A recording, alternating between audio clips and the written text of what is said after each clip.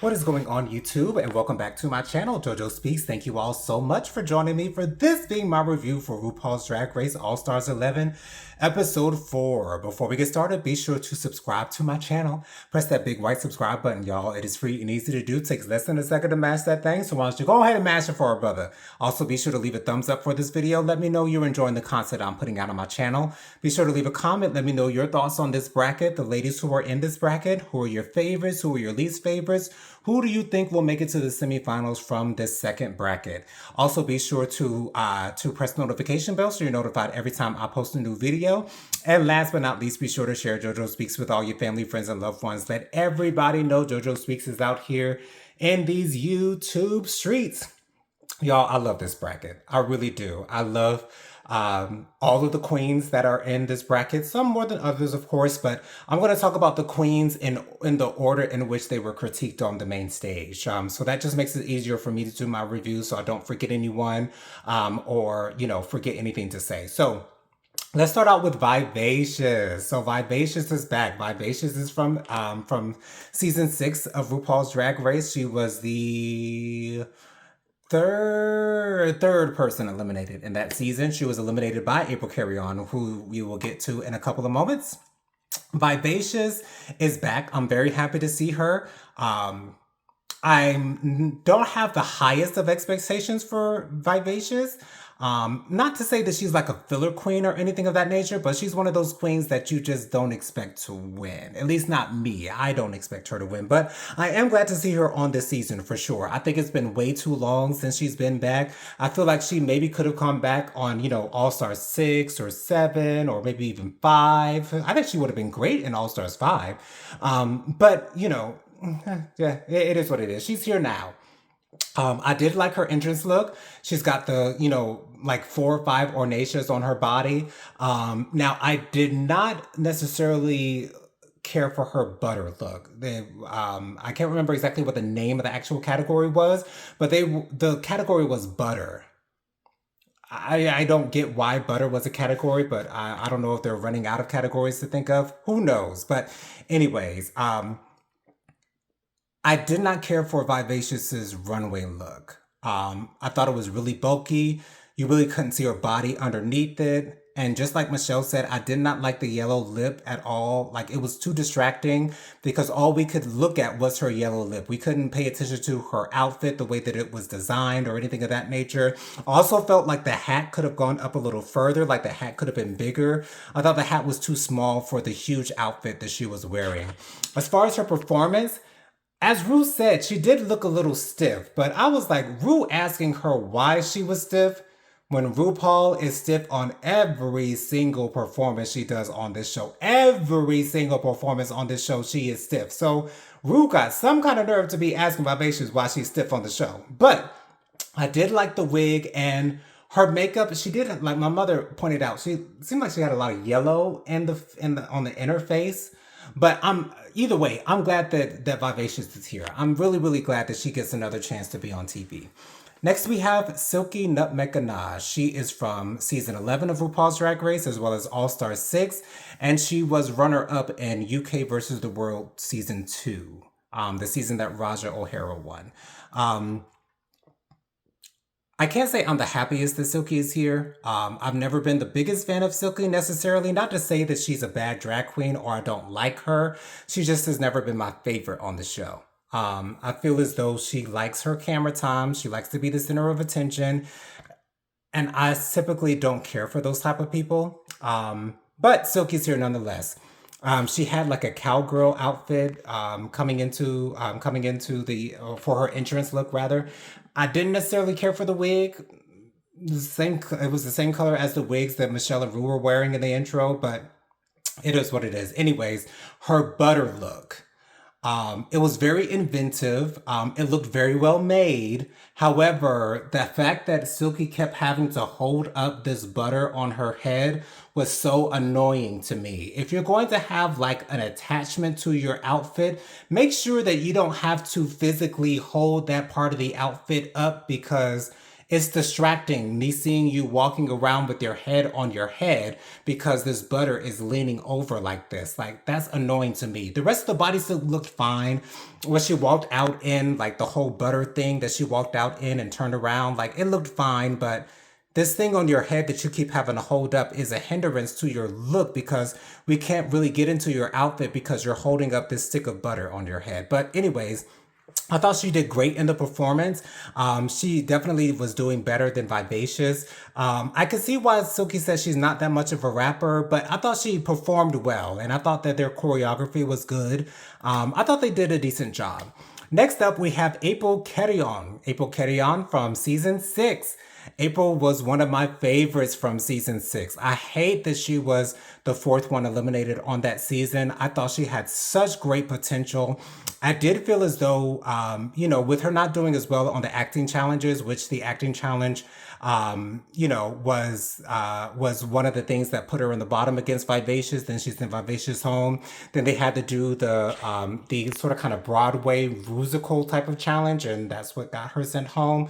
So with this first challenge being a song, I wasn't sure exactly how April was going to do. Now, April's entrance look was beautiful, like giving "Woman Hear Me Roar." April looked beautiful in her entrance look. Her butter look wasn't giving me butter necessarily. Yes, it was yellow like butter, but that's as much butter as we got out of her outfit. But I did love her headpiece that she had with her runway look. And although April's recording session didn't seem to go that well, I thought she sounded decent on the track. I thought she did well during the performance. Her dancing was awesome. Her and Selena Estidis were definitely on the same page when it came to the choreography. So I thought that me personally, I would have given April and Selena Estidis the win for this week. That's just my personal opinion. But that might be because me personally, I'm rooting for April in this bracket. Now, do I think April will make it to the semifinals? I honestly don't think it's going to happen. I'm just dealing with reality in this moment. And I just don't see April getting to the semifinals. It'd be great if she did, and I'd be so happy if she did, but I'm not going to set that expectation up for myself so that I don't get disappointed later on down the line. But I love that April's here nonetheless. So that's what I have to say about April. Selena S. Titties. I'm so glad Selena's back.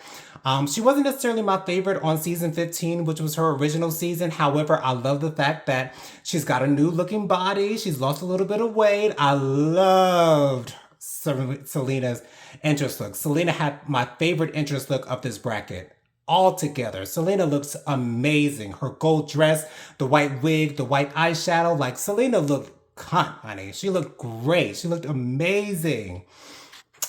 Selena's butter look. Now, I don't know how Selena's dress related to butter besides the fact that it was yellow, just like April's look, but Selena's look was great. As Nina Bonita Brown would say, I'd buy that look for sure. Not renting it, I'm buying it. Selena looked gorgeous. I think that's the best that Selena has ever looked on RuPaul's Drag Race. And I thought Selena did great during the performance. I thought Selena looked smooth. Her and April worked so well together. I have a feeling that they didn't win because the song wasn't as good as Aura and Crystal's song was, but I thought that they did great. They did awesome. I don't know if Selena would necessarily get into the semifinals. I honestly don't know who's going to get into the semifinals. I know of one queen that I think will get there, and we'll get to that in a moment. But I thought Selena did great this week. I thought Selena did awesome. I loved her runway look. I loved her entrance look. For me, Selena was the winner of this particular episode. That's just my opinion. But anyways, it could have been Selena and April winning together, but whatever. Anyways, up next we have Aura Mayori from season 15, the trade of season 15, child. And, I'm glad that Aura understands that. She said that she was the cringy queen. I wasn't getting cringe from Aura in her original season. She was just feeling herself. She knows that she's an attractive man, which is obvious. I think everyone can see that. Why she said that she was the traitor this season? Because she was. Okay, there was no argument there whatsoever. I did not care for Aura Mayori's entrance look. I did not care for it at all. It was too big. It was too much going on. I didn't necessarily care for the entrance look. Aura's runway look was really pretty. Had nothing to do with butter. It was the color of butter, but it wasn't, she did not meet the assignment, at least not in my opinion. Now, I thought Aura did great during the performance. I thought her vocals were great. I thought her choreography was great. I thought the look during the performance was great. Aura did a great job. I'm not upset that Aura and Crystal won the challenge. I just feel as though April and Selena could have won as well. And I personally, if I was judging, would have given it to April and Selena. But Aura and Crystal did end up winning. But I thought I'm sorry, I thought Aura did a great job during the performance. And her runway look was really pretty. It was a really pretty thing. She had a parasol. She had a nice looking gown. Aura is a short queen, so I would love to see her in gowns that don't make her look so short. I would love to see that. Next up, we have Crystal Method. Now, Crystal Method is one of those out-of-the-box type queens who's not your average glamorous pageant type queen, but she likes to do things that are out of the box. Her entrance look, I don't know what she called it. I don't know what if it was referencing to. Maybe I'm dumb for not knowing. She had a huge crucifix on her necklace, so I don't know what that's all about. But I like that Crystal is back. She wasn't my favorite on season 12. But I think those types of queens have a space in this area, in this drag race arena as well. So, her entrance look, I didn't necessarily care for. Her runway look was great. Crystal understood the assignment and she looked like a stick of butter. She even had the label on the back. So, although it was a very simple dress, it definitely met the assignment. And I loved Crystal's look during the performance. I've never seen Crystal look that way on stage. So I'm so glad that she that she looked like a performing queen on the show. So I loved that. So the top two were Crystal and Aura. And they do their lip sync, and Crystal ends up winning the lip sync. Now, Aura was doing your more classic lip sync, whereas Crystal was doing your campy, I got an arm on my shoulder, an extra arm on my shoulder, an extra leg on my hip, like I'm gonna do this camp thing. And I get that, I respect that, but I feel as though Aura was feeling the song more and she was giving the emotion of the song, whereas Crystal was doing a comedy act that got RuPaul laughing, which obviously, I guess, because the thing is for RuPaul, I don't know if she respects your classic drag race performance, where you're feeling the emotion of the song, or is she going for the more camp approach to the song? And in this case, she was clearly going for the more camp approach to the song. I'm feeling that Crystal is going to get into the semifinals. Not necessarily that happy about that, to be honest. But typically, the person who wins the first lip sync out of the bracket will make it into the semifinals. It happened in All Stars 10. It happened in the first bracket of All Stars 11. I'm sure it's going to happen with Crystal. So what do you guys think? Tell me down in the comments. Who are you most excited to see in the bracket? Who do you think will make it into the semifinals? I already told y'all, I'm thinking Crystal is going to make it in. I do like this bracket though. I like it better than the first bracket, to be for sure. I do like it better than the first bracket.